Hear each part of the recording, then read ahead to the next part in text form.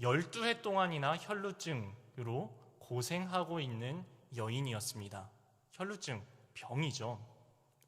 자기가 무슨 어떤 걸 해서 그렇게 된 게 아니라 질병입니다. 세균이거나 또는 바이러스거나 질병입니다.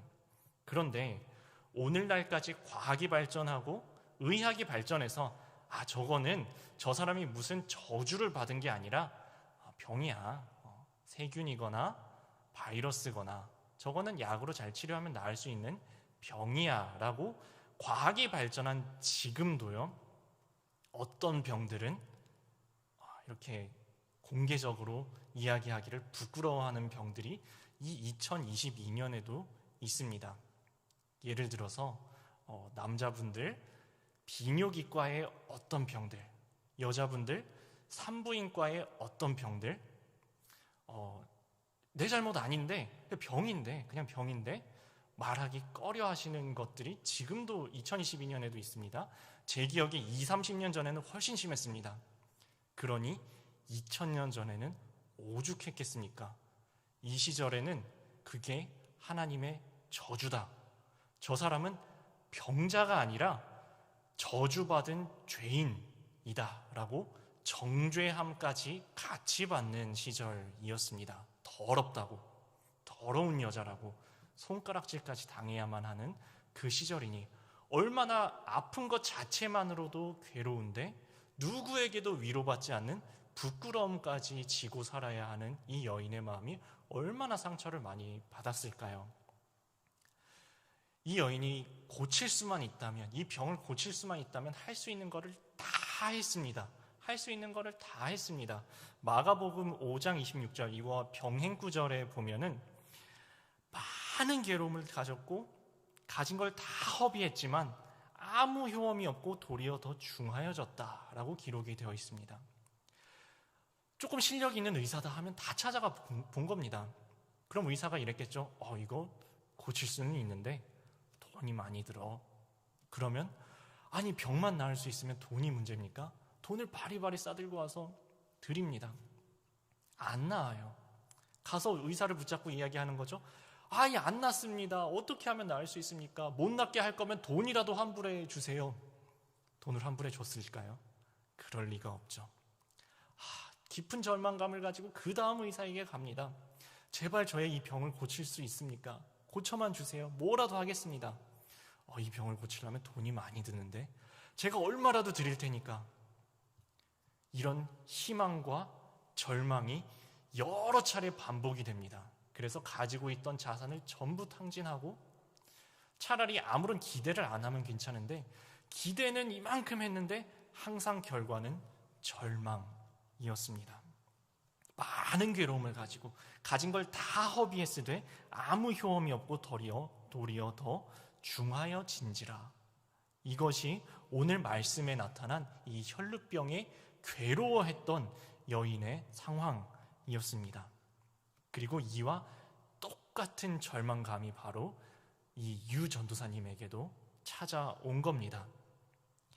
이 딸을 어떻게 하면 변화시킬까 하는 마음에 이 아이를 이렇게 끌고 가려고 하는 겁니다. 어디로? 교회로 끌고 가려고 하는 겁니다. 야, 딸내미야, 같이 우리 교회 가자. 싫은데요. 당연히 싫겠죠. 야, 가자. 백화점에 가서 내가 옷 사줄게. 야, 신상 예쁜 거 나왔더라. 백화점에 가서 옷 사줄 테니까 가자. 교회도 가고 큐티도 하자.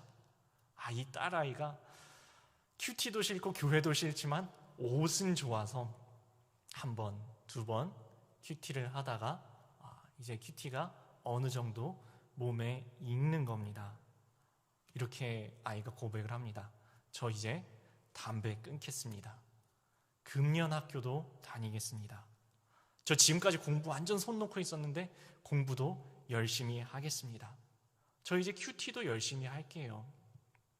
과연 이 아이가 그렇게 자신에게 적용한 것을 한동안 잘 지킵니다. 한동안 잘 지켜요. 그래서 중학교를 졸업할 때에는 졸업식 단상 위에 올라가서 진보상장을 받습니다.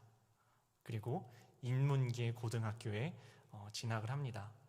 이 이야기 들으니까 아시겠죠? 이 아이가 중학생 때부터 벌써 그런 거예요. 네. 그런데 이 쓴뿌리가 쉽게 끊어지지가 않는 겁니다. 쓴뿌리가 자꾸 되풀이가 되는 겁니다. 잠깐 이 아이가 이렇게 신앙의 진보를 보이는 것 같다가 어느 순간에 확 또 뒤로 밀리는 겁니다. 얼마나 안타깝습니까? 사치를 끊지 못합니다. 아주 어렸을 때부터 엄마 손 붙잡고 맛을 봤던 그 사치의 맛을 끊지를 못합니다. 그리고 어느 순간 깊은 우울증이 찾아와서 이 아이가 정신과 치료까지 받게 됩니다. 이 어린아이가 큐티도 관두겠다 합니다. 학교도 관두겠다 합니다. 학교도 안 나갑니다. 끊었다고 하는 그 담배 다시 피기 시작합니다. 술을 마시기 시작합니다. 심지어는 자살 기도를 합니다. 이거 어떡합니까? 어떻게 합니까? 어떻게 이 아이를 큐티하게 했고 어떻게 이 아이를 말씀으로 이끌어가려고 내가 얼마나 노력을 많이 했는데 어떻게 하면 이 아이에게 말씀을 듣고 교회에 속해서 변화될 수 있기를 내가 그렇게 눈물로 기도했는데 하나님 이거 안 됩니까? 이거 너무 늦은 거 아닙니까? 주님도 이거 해결 못 해주시는 겁니까? 주님께 원망과 어쩌면 비웃음까지 나올 수 있는 그런 상황이 아닙니까? 오늘 이 말씀에서 이런 적용 질문 드립니다. 나를 엎드리게 하는 아픈 자녀나 문제아 자녀가 있습니까? 회당장 같은 지위와 돈이 있어도 주님이 만져주셔야만 자녀가 살아나는 것을 믿고 있습니까? 교회에 데리고 다녀도 달라지지 않는다고 원망하면서 주님이 하시는 일을 비웃지는 않습니까? 문제가 아닌 주님께 집중하며 신뢰하고 있습니까? 라는 질문을 드립니다. 이 혈루증 여인의 이야기로 계속해서 들어갑니다. 이 절망 속에 있는 이 혈루증에 12해 동안이나 괴로워하던 이 여인이 드디어 주님을 만납니다. 예수님을 만납니다. 그런데 예수님을 만나고서도 감히 그 앞에 나서지 못합니다. 감히 그 예수님께 말을 걸지 못합니다. 이미 예수님은 수많은 무리가 옹이하여 밀고 있는 상황입니다. 차마 그 앞에 나서서 다윗의 자손이여 나를 고치소서 외치지도 못합니다. 앞으로 나서는 것 자체가 불가능해요. 하지만 그렇다고 손 놓고 있을 수 있습니까? 예수님 앞인데 내가 지금까지 이렇게 괴로워했던 모든 문제를 해결해 주실 예수님이 바로 눈앞에 계신데 아무것도 안 하고 손 놓고 있을 수가 없잖아요. 간절한데, 절박한데 뭐라도 해야 할 거 아닙니까? 할 수만 있다면 목숨이라도 걸고 뭐라도 해야죠. 이 여인이 무엇을 했습니까? 9장 20절 이렇게 말씀합니다. 예수의 뒤로 와서 그 겉옷가를 만지니. 차마 앞으로는 못 나가고 뒤로 가서 옷자락을 붙잡습니다. 옷자락을 만집니다. 그 목적이 21절에 이렇게 기록이 되어 있습니다. 겉옷만 만져도 구원을 받으리라. 주의 옷자락만 붙잡아도, 주 예수의 옷자락만 붙잡아도 구원을 얻으리라. 이것이 이 여인의 목적이었습니다. 자, 이 목적 다시 한번 말씀드립니다. 이 옷자락만 잡아도 병이 나으리라가 아니고 이 옷자락만 잡아도 구원을 얻으리라입니다. 저는 이 말씀 앞에서 저의 죄가 보여지고 저의 민낯이 보여졌습니다. 지금 이 여인은 괴로움과 부끄러움 속에서 이와 같은 절박함을 가지고 목숨 걸고 주님밖에 없다고, 예수님밖에 없다고, 다른 어떤 것도 소용없고 오직 주님만이 나에게 참된 구원을 주실 수 있다고, 그 옷자락만 잡아도 구원을 얻으리라 라는 믿음으로 나아가서 주의 옷자락을 꽉 붙잡습니다. 거기에 손을 댑니다. 주님밖에 없습니다. 나의 절박함으로, 간절한 마음으로 주님을 붙잡고 앙모하는 이 여인의 간절한 마음이 나에게 있는가? 없는 겁니다. 그래서 제가 이 강단에 올라오면서 하나님, 저에게 이런 간절함이 없습니다. 이런 애통하는 마음이 없습니다. 주님, 저에게 주를 향한, 주님만이 주실 수 있는 주의 구원을 앙망하는 마음을 부어주소서. 저에게도 이와 같은 간절함을 부어주소서. 주여, 저의 간절함이 없사오니 주여 저를 불쌍히 여기소서 하는 마음으로, 저도 주님께 기도하는 마음으로 지금 이 자리에 섰습니다. 저도 이런 마음이 없음을 이 말씀 앞에 깨닫고 겸손히 고백하고 회개할 수밖에 없었습니다. 이 간절한 믿음으로 주의 옷자락만 잡아도 내가 구원을 받으리라. 간절한 믿음으로 주의 옷자락을 붙잡는 이 여인에 대한 주님의 응답이 22절에 이렇게 나와 있습니다. 딸아 안심하라. 너의 믿음이 너를 구원하였다 하시니 여자가 즉시 구원을 받으니라. 예수님을 만난 이 여인은 단순히 자신의 문제만 해결되지 않았습니다. 물론 이 여인의 문제가 엄청나게 컸습니다. 엄청나게 이 여인을 괴롭힌 문제였습니다. 그리고 이 문제도 해결됐습니다. 그런데 오늘 말씀은 거기에 주목하고 있지 않습니다. 그 여자가 즉시 구원을 받으니라. 일시적으로 이 병이 나아도 때가 되면 결국은 주님의 부르심을 받아서 죽을 수밖에 없습니다. 죽은 나사로를 살려놔 봤자 이 죽은 나사로가 1000년을 살지 못합니다. 이 혈루증 걸렸던 이 여인을 고쳐준다 한들 1000년 만년을 살지 못합니다. 결국 이 육신은 무덤으로 들어가야 합니다. 우리가 안심할 수 있는 것은 구원밖에 없습니다. 우리가 원하는 것 또한 구원이어야 합니다. 믿음으로 구원을 얻어야 합니다. 믿음으로 얻는 구원, 이것이 우리의 소망입니다. 이 고통과 수치 가운데서도 믿음으로 오직 구원을 간절히 원하는 모습이 이 유전도사님에게도 이렇게 나타납니다. 아까 그랬죠? 이 딸이 정신을 차린 듯 하다가 다시 쓴뿌리가 그렇게 올라와가지고 온갖 비행을 다시 저지르기 시작했다고요. 그래서 이 유전도사님은 다시 또 계속해서 학교에 불려다니면서 고개를 조아려야만 하는 겁니다. 여러분 같으면 이 상황에서 어떻겠습니까? 다른 학부모에게, 선생님들에게 계속 불려가서 고개를 조아려야만 하는 이 상황, 염치가 없어서 아무 말도 못할 것 같지 않습니까? 저라면 그럴 것 같습니다. 그런데 이 유전도사님은 그 학교에 불려가셔서 전도를 하십니다. 선생님들한테 복음을 전하십니다. 아니, 우리 딸이 잘못해가지고 학교에 불려왔는데 그 기회조차도 구원을 위한 복음 전파하는 기회로 사용하고 계신 겁니다. 아니, 내 코가 석잔데, 내 문제가 이렇게 산더미 같은데 내 문제만 해결해 주십시오, 이 상황만 바꿔주십시오가 아니라 주님, 이 기회도 구원의 사건을 만들어 가시는 주님의 기회로 사용하여 주옵소서 하고 이 말씀을 담대하게 복음을 전파하는 이 유전도사님 앞에 안 그럴 것 같죠? 이 학교 선생님들이 문제 학생 엄마가 하는 말 안 들을 것 같은데 들으시는 겁니다. 복음이 전파돼서 무용지물이 될 것 같은데 복음의 씨앗이 심겨져서 30배, 60배, 100배 결실을 하는 겁니다. 아니, 이 선생님들을 모아놓고 큐티 반을 만들어서 큐티 모임을 이 문제 학생 엄마로 불려간 학부모가, 유전도사님이 큐티 모임을 인도하게 되시는 겁니다. 참 놀라운 일 아닙니까?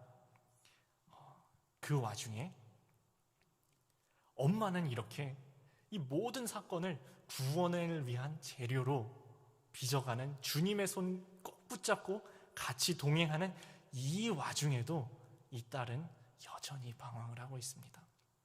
여전히 친구를 때리고 심지어는 본드 흡입을 합니다. 남자친구 만나고 돌아다닙니다. 하지만 그 딸에게 조금씩 변화의 조짐이 보이기 시작합니다. 어느 순간 이 아이가 나 이제 공부하겠다 합니다. 나 지금부터라도 공부할게요. 저 학원 보내주세요. 저 큐티도 할게요. 남자친구도 같이 데리고 큐티 할게요. 그런데 이 딸의 고백이 이렇습니다. 저는 그렇게 했지만 저는 방탕과 하나님의 길에 두 발을 모두 올려놓고 살았습니다. 방탕과 하나님의 길에 두 발을 다 걸쳐놓고 살았다는 겁니다. 이 아이가 수능이 끝났습니다. 수능이 끝났는데 담배가 끊고 싶은 겁니다. 그래서 이제 담배를 끊어야겠다. 담배를 끊을 때가 됐나 보다 라고 생각해서 이제 몸에 안 받는다 보다 생각하고 담배를 끊는데 이게 자기 몸이 안 받은 게 아니라 자기 뱃속에 태아가 안 받은 겁니다. 방금 얼마 전에 수능 끝난 아이입니다. 이거 어떻게 해야 됩니까? 이 엄마 입장에서 어떻게 해야 됩니까? 도대체 어떻게 해야 할까요? 이 엄마 유전도사님은 말씀을 이렇게 적용합니다. 이 생명도 주님께서 주신 생명, 낳아서 잘 기르자. 그리고 저 남자아이, 내 딸 인생 망친 나쁜 놈이 아니라 저 아이도 이제 우리 가족이다. 결혼시키자. 이렇게 자신의 삶에 적용을 하십니다. 그런데 이 남자아이네 집안, 그러니까 사돈댁이 되어야 할 이 집안에서 이제 난리가 난 겁니다. 아니 무슨 애를 낳기는 무슨 애를 낳아서 어떻게 기르려 그래. 무슨 대책이 있어서 애들을 결혼을 시켜. 애가 이제 막 수능 끝났는데 군대도 안 갔다 왔는데 대학 입학도 안 했는데 무슨 놈의 극렬 반대를 하는 겁니다. 이 유전도사님이 말씀을 적용하기 위해서 부끄러움을 무릅쓰고 그 사돈댁 될 집안에 가서 또 고개를 조아립니다. 제가 책임지겠습니다. 제가 아들처럼 기르겠습니다. 손자도 제가 책임지고 기르겠습니다. 결혼시켜 주십시오. 그래도 반대를 합니다. 제가 잘 책임지겠습니다. 부디 허락해 주십시오. 이게 얼마나 모욕적입니까? 모욕적인 거예요, 이거는. 그런데 그 모욕까지도 삶의 결론으로 내 어깨에 책임으로 짊어지고 가겠다라고 순종하기로 마음먹은 이 유전도사님. 결국은 설득을 하고 은혜 가운데, 축복 가운데 이 두 아이를 결혼을 시키고 아이를 낳습니다. 손자가 되는 거죠. 손자를 낳아서 잘 믿음으로 양육을 하게 됩니다. 이 집안의 문제아였던 이 아들, 이 사위, 이 남자아이, 이 사위는 장모님을 존경하고 교회에서는 열심 봉사하는 청년으로, 그리고 한 아이를 키우는 건실한 가장으로, 그리고 직장인으로 살아가게 됩니다. 그리고 딸과 사위는 함께 믿음 안에서 잘 양육되어 가고 있다라고 이렇게 고백을 하십니다. 사실 이 임신이라는 사건이 단독으로 찾아오기만 해도 이 집안을 어떻게 보면 풍비박산 낼 수 있는 사건인데 그 이전에 사건이 많았잖아요. 쌓이고 쌓인 사건이. 그런데 이 모든 사건 앞에서도 이 유전도사님이 고백하는 것은 이것입니다. 내 삶에 일어난 이 모든 사건을 주님께서는 결국은 구원을 위한 사건으로 만들어 가셨습니다. 수많은 회오리 치는 소용돌이 같은 그 모든 사건들을 주님은 구원의 사건으로 만들어 가셨습니다. 이것이 신앙의 고백입니다. 이 유전도사님 무슨 대단히 학벌이 좋은 것도 아닙니다.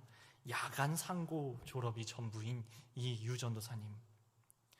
감히 예수님 앞에 나서지도 못하는 겸손함으로 끝없는 수치 가운데서도 겉옷만 만져도, 그 옷자락만 만져도 구원을 얻으리라 라는 믿음으로 주님 앞에 간절히 매달렸던 그 혈루병 걸렸던 이 여인처럼 이 잘난 것 하나 없는 유전도사님, 주님의 구원을 향한 믿음 하나 붙잡고 주님 앞에 간절히 매달렸을 때에 고작 병 낫는 것과 감히 비교할 수 없는 구원의 사건을 허락하여 주신 이 여인처럼 이 유전도사님의 가정에도 구원의 사건을 축복으로 허락하여 주셨다라고 감사함으로 간증하고 있는 것이 이 책에 수록이 되어 있습니다. 적용 질문 여러분께 드립니다. 기도 제목도 내놓기 힘든 수치의 고난이 있습니까? 내 수치는 말하기 쉬워도 자식의 질병과 수치는 드러내기 어려운 곤고함이 있습니까? 병이 나아도 안심할 수 없는 인생에서 구원을 얻는 것만이 안심인 것을 알고 있습니까? 내 자녀 때문에 애통한 만큼 다른 사람의 구원을 위해 전도하면서 구원의 안식을 누리고 있습니까? 자, 이제 오늘 함께 읽은 말씀의 가장 마지막 절 26절에서 말씀은 우리에게 이렇게 이야기합니다. 그 소문이 온 땅에 퍼지더라. 그 소문이 온 땅에 퍼지더라 라는 이 말씀처럼 이 유전도사님의 딸의 소문도 퍼져 나갑니다. 이것이 무슨 교회에서 성도님들이 뒤에서 수근수근 거려가지고 뒷소문이 퍼졌다라는 것이 아닙니다. 이 딸이 공동체 앞에서 자발적으로 저의 죄를 고백합니다. 제가 아직도 끊어내지 못한 죄가 있습니다. 저를 위하여서 부디 기도해 주십시오. 저를 위하여 중보기도해 주십시오. 라고 공동체의 기도를 적극적으로 요청한 것입니다. 저를 위해 제발 기도해 주십시오. 제가 아이를 낳고 나서도 산후우울증이 저를 찾아옵니다. 제가 담배를 끊은 줄 알았는데 다시 피웁니다. 제가 옷을 쇼핑하는 사치를 끊은 줄 알았는데 여전히 사치의 쓴뿌리가 끊어지지가 않습니다. 부디 저를 위하여서 여러분 잠깐이라도 기도해 주십시오 라고 이 딸이 자발적으로 나서서 하나님의 구원을 간절히 사모하는 신앙으로 발전해 나갔다라는 것입니다. 적용 질문 드립니다. 세상적인 성공의 소문보다 고난 속에서 믿음으로 일어난 소문이 퍼지기를 바랍니까? 내 이름은 가려지고 주님이 하신 일만 나타나는 믿음의 소문을 퍼뜨리고 있습니까? 네, 오늘 이 책의 182쪽에는 우리들 묵상과 적용이라는 것이 나와 있는데요. 제가 여러분에게 읽어드리고 싶습니다. 13여 년 전에 영국에서 한국에 온 지 얼마 되지 않아 의사도 진단할 수 없는 여러 가지 신체 증상을 겪기 시작했습니다. 여러 병원에 가서 검사하고 증상을 말했지만 의사들은 스트레스 때문인 것 같다고 말했고 저는 그것을 믿으려 하지 않았습니다. 분명히 뭔가 심각한 문제가 있는데 의사들이 능력이 부족해서 찾아내지 못하는 거야 라며 아내에게 불평했습니다. 이런 일이 반복되니 아내도 점점 스트레스를 받아 서로 화를 내고 싸우게 되었습니다. 그 후 1년이 지나 건강검진을 했는데 소변에서 피가 나왔고 초기 신장병 증세라는 진단이 나왔습니다. 30대 중반의 나이에 만성 전립선염 진단을 받았고 과민성 대장증후군과 섬유 근육통 증세를 겪게 되었습니다. 거기다 허리와 무릎까지 아프니 절망이 되었습니다. 젊은 나이에 이런 증상을 겪는 것이 인정되지 않아 하나님을 원망했습니다. 그리고 주님께 간절히 기도하기보다는 유사요법과 같은 여러 세상적인 치료법을 찾았습니다. 그러나 혈루증을 앓던 여인처럼 돈과 시간만 낭비할 뿐 모두 도움이 되지 않았습니다. 오늘 본문의 혈루증 앓던 여인이 예수님의 겉옷만 만져도 구원받을 것이라 믿은 것처럼 저도 주께 나아가야 했습니다. 10대 후반부터 저는 낮은 자존감에서 벗어나고자 건강을 우상으로 삼고 보디빌딩에 집착했습니다. 그 후 15년 동안 디스크 손상 등 많은 부상을 입었는데 이것이 지금 저의 건강에 많은 문제를 일으키고 있는 것 같습니다. 외모를 우상으로 취한 제 삶의 결론입니다. 보디빌딩을 10년 동안 쉰 적도 있지만 허영심이 슬그머니 올라와 40대 초반에 다시 시작하게 되었습니다. 그러자 몸이 중압감을 견디지 못해 통증과 피로 등의 증상을 나타냈고 결국 몇 년 뒤에 그만두어야 했습니다. 그 후에도 여러 번 보디빌딩을 다시 해보려 했지만 그때마다 같은 증상을 겪었습니다. 하나님이 저의 건강 우상을 깨뜨리고자 분명한 경고의 메시지를 보내시는 것이 느껴졌습니다. 건강까지도 주께 맡기기를 원하신다는 것을 깨달았습니다. 저는 걱정과 불안을 달고 삽니다. 오랫동안 걱정과 스트레스를 받는 것이 습관화되다 보니 이제는 스트레스를 받아도 저 자신이 스트레스를 받는 것조차 인식하지 못합니다. 이런 걱정과 불안도 주님을 신뢰하지 못해 생기는 것이기에 이 또한 죄임을 알게 되었습니다. 오늘 본문에 나온 관리처럼 저도 주님 앞에 무릎을 꿇고자 합니다. 주님이 저의 손을 잡아주심으로 잠자고 있는 저의 믿음이 깨어 일어나기를 기도합니다. 라고 적용하셨습니다. 오늘 말씀 어떻게 받아들이셨습니까?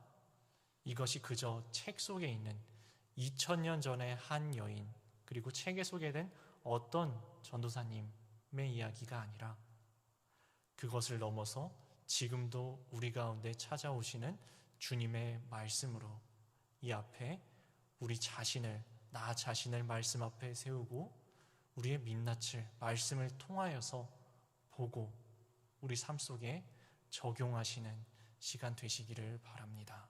함께 말씀 붙잡고 말씀으로 기도하시겠습니다. 주님, 저는 제 힘으로는 주께 나아갈 수 없는 100% 죄인입니다. 우리들의 삶에 아픔이 찾아와서라도 주님 앞에 엎드리게 하시는 것이, 그래서 간절하게 주님 붙잡게 하시는 것이 축복임을 믿습니다. 그럼에도 주님이 나의 기도에 지체하시는 것 같으면 불신하고 비웃는 믿음 없는 저희들을 주여 불쌍히 여겨 주시옵소서. 누구와도 비교할 수 없는 비참함과 부끄러움 속에서 주님의 겉옷만 만져도 낫겠다는 간절한 믿음을 가진 혈루증 여인을 봅니다. 그를 돌이켜보시고 구원하신 주님, 저희들의 간절한 기도도 결코 외면하지 않으실 줄을 저희가 믿습니다. 끝없는 고통과 수치 가운데에서 일어날 힘이 없을 때에도 저희가 주님을 꽉 붙잡게 하여 주시옵소서. 번영의 소문보다 십자가의 소문을 전하는 성도와 교회 되게 하여 주옵소서. 고통과 수치 속에서 나의 십자가를 지고 주님을 따르며 구원의 소문을 전파하는 저희들 다 되게 하여 주시옵소서. 감사드리며 예수님의 이름으로 기도드립니다. 아멘.